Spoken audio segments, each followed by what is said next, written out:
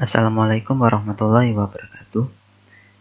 Nama saya Dwi Rizal Setiawan, NIM 170411100041 dari Prodi Teknik Informatika. Di sini saya akan mendemokan yaitu tentang tutorial fotogrametri menggunakan aplikasi Record 3D. Sesuai dengan judul KP buku tutorial saya. Fotogrametri yang saya lakukan atau lebih tepatnya bisa dibilang 3D scanning, yaitu mengubah foto atau gambar 2 dimensi menjadi 3 dimensi atau objek 3D, file gambar 3 dimensi seperti itu. Jadi langsung saja kita masuk ke aplikasinya. Nah, untuk tampilan awal Record 3D di sini seperti ini. Sebelumnya kan ini mengubah foto menjadi 3D, foto 2 dimensi menjadi 3D. Nah, yang pertama itu adalah menyiapkan foto terlebih dahulu. Di sini saya sudah ada fotonya. Nah, di sini foto yang saya gunakan yaitu Monumen Sidoarjo. Seperti ini. Dan juga ada foto gedung rektorat. Nah, jadi untuk fotonya sendiri itu adalah foto gampangannya mengelilingi objek atau seluruh bagian dari objek itu sendiri. Seperti ini contohnya. Nah, jadi ada foto tampak depannya, tampak samping, itu hingga tampak belakang. Seperti itu.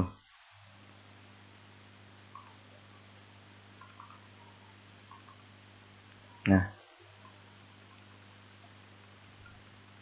jadi foto ini nanti akan di-scan di aplikasinya, lalu akan diubah menjadi sebuah gambar 3 dimensi seperti itu. Untuk fotonya itu jumlahnya itu tergantung, tapi lebih banyak itu biasanya hasilnya akan lebih baik gitu. Dan juga kualitas dari foto itu sendiri. Kayak contohnya ini sebetulnya kayak suasananya agak gelap, itu kurang baik kalau diolah di aplikasinya, atau kayak cahaya-cahaya ini juga kurang bagus sebetulnya, tapi tidak apa-apa. Kita langsung ke aplikasinya kembali. Nah, untuk memulai project kita bisa mengklik file, kemudian new project. Nah, di sini ada pilihan directory penyimpanan, lokasi penyimpanan. Kita bisa menggunakan default atau kita bisa mengubahnya sesuai dengan keinginan kita, seperti itu. Namun di sini saya tidak akan membuat project baru karena saya akan mendemokan project yang sudah saya buat sebelumnya. Kita cancel, kita open project. Nah, di sini saya sudah ada project monumen. Nah, setelah di open, ini ada nama project yaitu monumen, kemudian ada picture set. Nah, sebelumnya di sini kalau waktu awal membuat project itu kita bisa menambahkan gambar itu di sini di project monument, kemudian add picture set. Nah, di sini di jendela picture set kita bisa menambahkan gambar. Nah,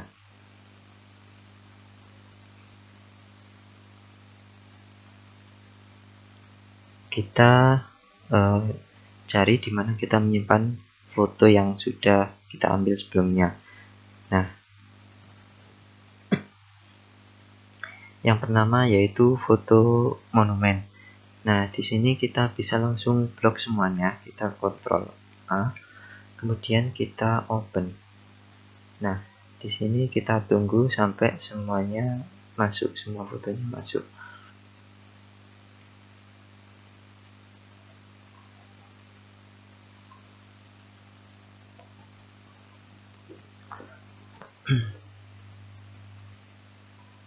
Nah, di sini sepertinya semua foto sudah masuk. Nah, di picture set ini kita juga bisa melihat preview foto yang akan kita pakai nantinya. Jadi seperti itu. Dan di sini juga ada detail-detail dari foto tersebut. Ada ukuran foto, terus kamera pembuat, kamera maker lah. Terus ada kamera model. Nah, seperti itu. Ada GPS infonya juga. Nah, GPS info ini nantinya yang akan menjadi semacam titik koordinat dari kamera tersebut untuk mengkoordinatkan objek 3D-nya seperti itu. Nah, di sini kita langsung klik OK saja. Nah, kalau muncul seperti ini bisa kita abaikan, klik OK.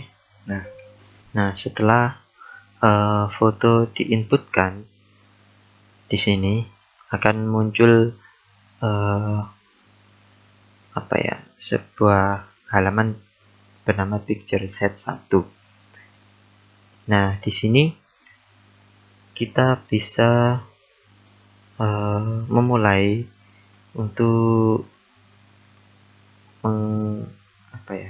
di sini istilahnya itu compute matches. Nah, di sini nanti akan membedah foto itu, istilahnya menyeken lah. Nah, untuk percobaan pertama itu kita bisa menggunakan default dari pengaturan default dari compute matches ini. Kemudian kita bisa klik OK. Namun di sini saya akan langsung ke hasilnya yang project yang sebelumnya saya buat. Jadi di sini saya cancel. Nah,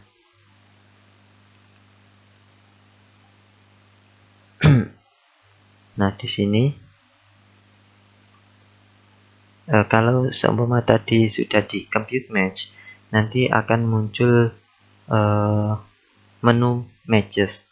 Nah, di menu matches ini kita bisa melihat pengaturan yang tadi sebelumnya diatur. Nah, di sini tadi yaitu menggunakan pengaturan default.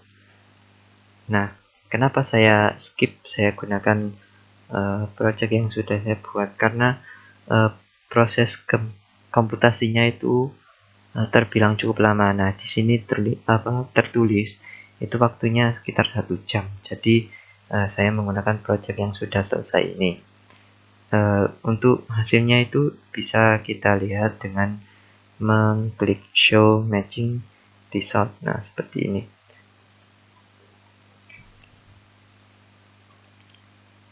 Hasilnya itu cuma seperti ini. Kita close. Nah, untuk proses yang kedua yaitu triangulation.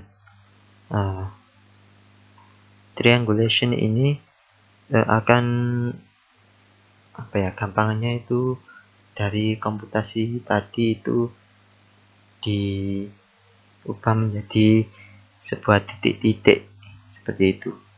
Untuk caranya sendiri yaitu pada menu matches kita tekan triangulation. Nah, akan muncul jendela triangulation. Nah, seperti yang pertama tadi itu kita gunakan default saja, kemudian kita tekan OK. Nah, karena saya sudah membuatnya sebelumnya, langsung saja ke hasilnya. Nah, kita ke menu triangulation. Nah, untuk hasilnya itu seperti ini. Nah, hasil dari triangulation itu seperti ini. Jadi, ini masih berupa titik-titik. Jika di zoom itu akan memudar titik-titiknya. Nah, seperti ini. Ini dari segi bentuk ini sudah hampir kelihatan lah ya. Nah, ini kalau ingin jelas kita bisa menggeser point size-nya.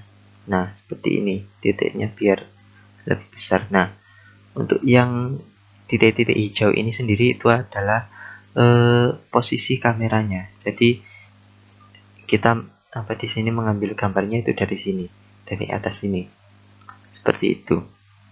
Nah, untuk tadi kan pengaturan default dari triangulation-nya itu seperti ini.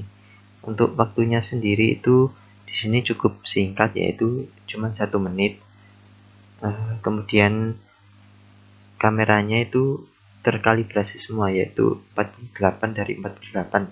Jadi semua gambar itu bisa terdeteksi seperti itu. Nah, untuk proses selanjutnya yaitu densification. Jadi kayak proses lanjutan dari triangulation. Jadi titiknya itu kayak diperbanyak itu, jadi diperjelas. Untuk caranya sendiri yaitu kita tinggal klik grid dense point cloud, kita klik. Nah, untuk menunya sendiri itu seperti ini. Nah, di sini kita juga bisa langsung menggunakan defaultnya karena untuk percobaan pertama kita selalu menggunakan default dari sistemnya. Kalau sudah itu kita tinggal klik OK. Berhubung saya sudah buat sebelumnya, jadi kita cancel saja. Langsung saya buka hasilnya. Nah, ini adalah hasil dari densification. Ini sebenarnya titiknya itu cukup kecil. Nah, ini adalah hasilnya, masih berupa titik-titik. Tapi dari segi bentuk ini sebenarnya sudah cukup bagus. Nah, untuk prosesnya sendiri itu memerlukan waktu 42 menit. Kemudian ada juga ditampilkan pengaturannya dari proses densification-nya. Di sini tadi menggunakan pengaturan default, menggunakan BMVS. Nah, untuk menggunakan default saja sudah sebagus ini, jadi kita bisa langsung lanjut ke proses selanjutnya, yaitu proses surface. Untuk proses surface sendiri itu caranya hampir sama dengan yang sebelumnya, yaitu kita tinggal klik surface. Di sini akan muncul menu atau pengaturan untuk melakukan surface. Di sini seperti biasa, untuk percobaan pertama kita cukup menggunakan pengaturan default, kemudian bisa kita klik OK. Namun di sini akan saya cancelkan yang tidak ada. sudah saya buat sebelumnya, yaitu nah di sini adalah hasil surface pertama dengan pengaturan default. Untuk hasilnya sendiri itu kurang baik. Jadi yang tadi gambarnya titik-titiknya cukup jelas, jadi kurang menyatu. Nah di sini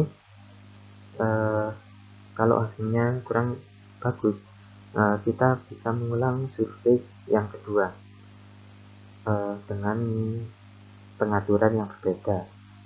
Nah, untuk mengulang proses itu kita kembali ke densification, kemudian kita klik kembali create surface. Nah, di sini kita ubah pengaturannya.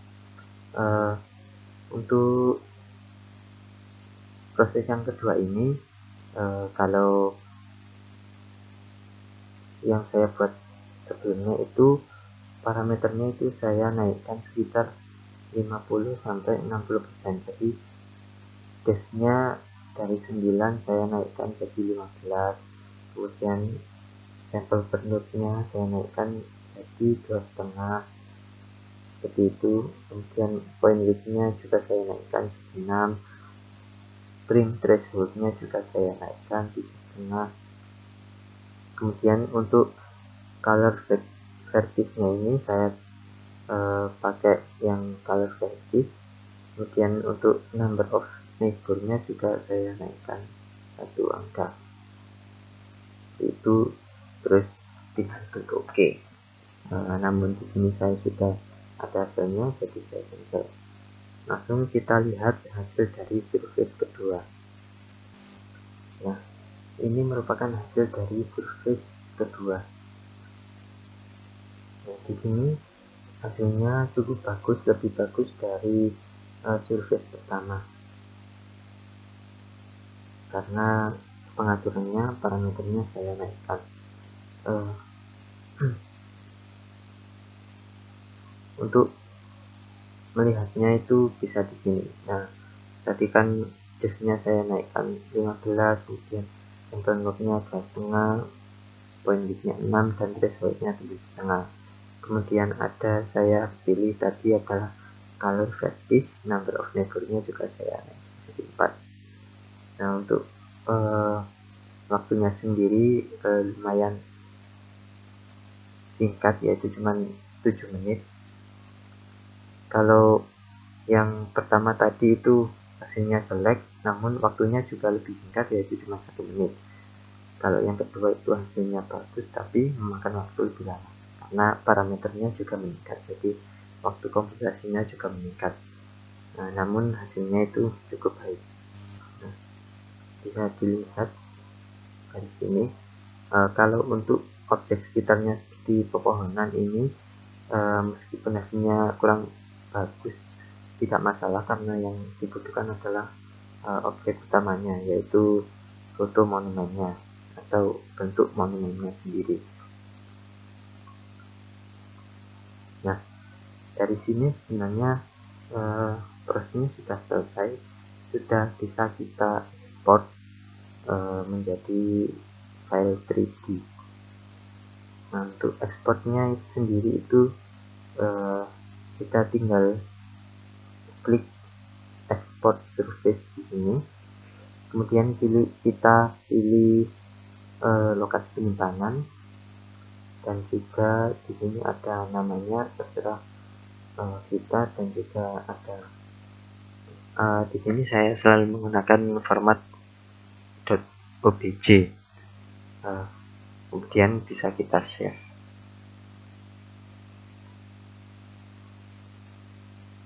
Nah, untuk file ekspornya sendiri itu seperti ini. Jadi monumen dengan format obj. Nah, untuk membukanya sendiri itu kita bisa menggunakan aplikasi editor 3D seperti Blender atau Unity atau yang lain. Nah, di sini saya menggunakan aplikasi MeshLab. Nah, kita bisa membukanya menggunakan aplikasi MeshLab atau yang lain.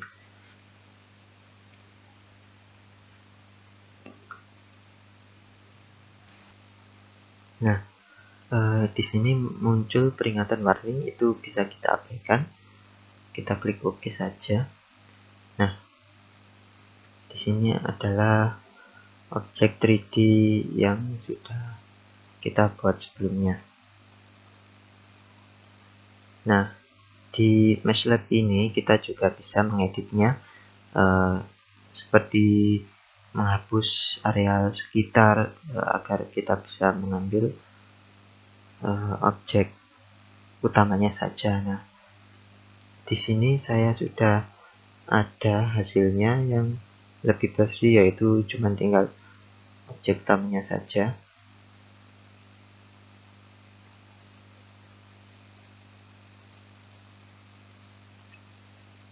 Di sini saya akan menunjukkan hasil finalnya.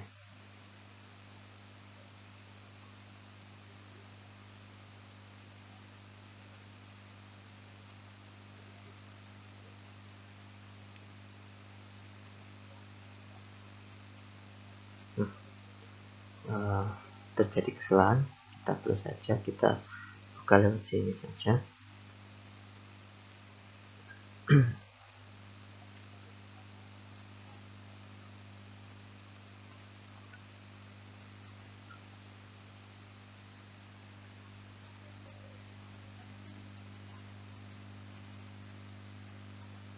Nah, ini merupakan hasil akhir, jadi tinggal bentuk monumennya saja. Nah, di sini sudah selesai, yaitu dari foto tadi, kumpulan foto-foto menjadi objek 3 dimensi seperti itu. Nah, untuk yang gedung sendiri itu saya juga sudah buat. Nah, namun di sini hasilnya itu kurang bagus karena dari foto gedungnya sendiri itu terbatas, yaitu kurang banyak. Kemudian di sini saya buat 3 percobaan. Tadi yang pertama itu seperti itu hasilnya.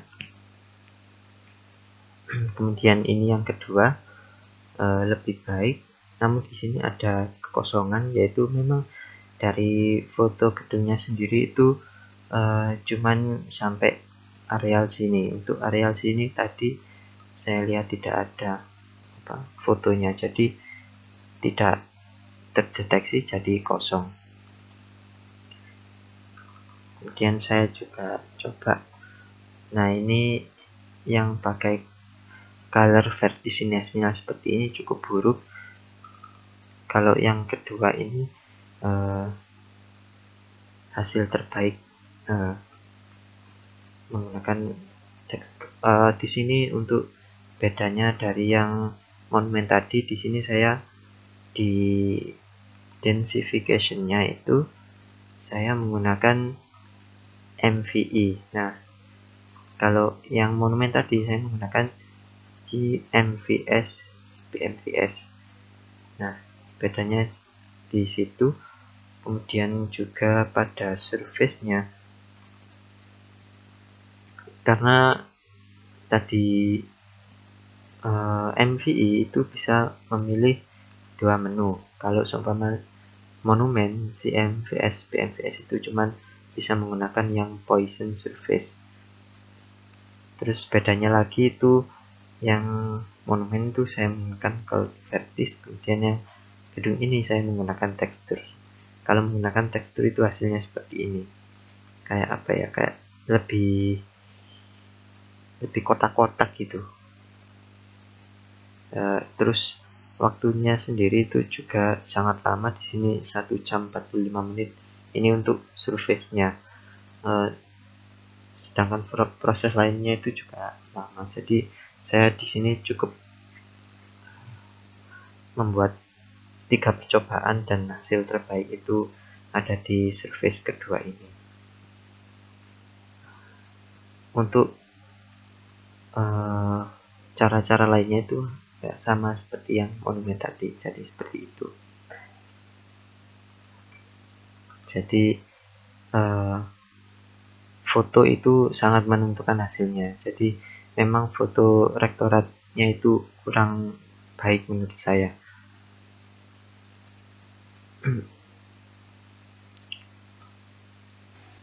Nah, saya tadi bilang foto sangat menentukan itu bisa dilihat di sini.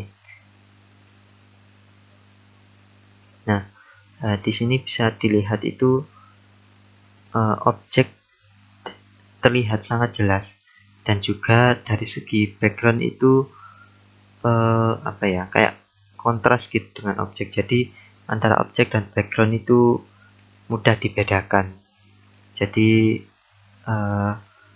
aplikasinya sendiri itu akan mudah membedakan mana background dan juga mana objek, dan itu sangat membantu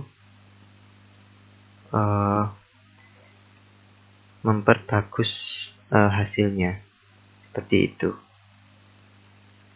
Dan juga semua bagian dari objek ada, jadi mengelilingi itu semua bagian itu terfoto seperti itu. Sedangkan untuk yang foto gedung rektorat itu ada beberapa foto yang kurang baik. Nah, seperti ini. Terus kayak suasana blur-blur ini itu juga bisa memperburuk hasil. Nah, terus gelap gini juga tidak bagus. Jadi perbedaannya dengan monumen itu memang dari segi fotonya itu beda. Nah, terus fotonya sendiri cuma sampai di sini, sedangkan sisi yang sini itu tidak terfoto, jadinya akan bolong nanti di objek 3D-nya seperti itu.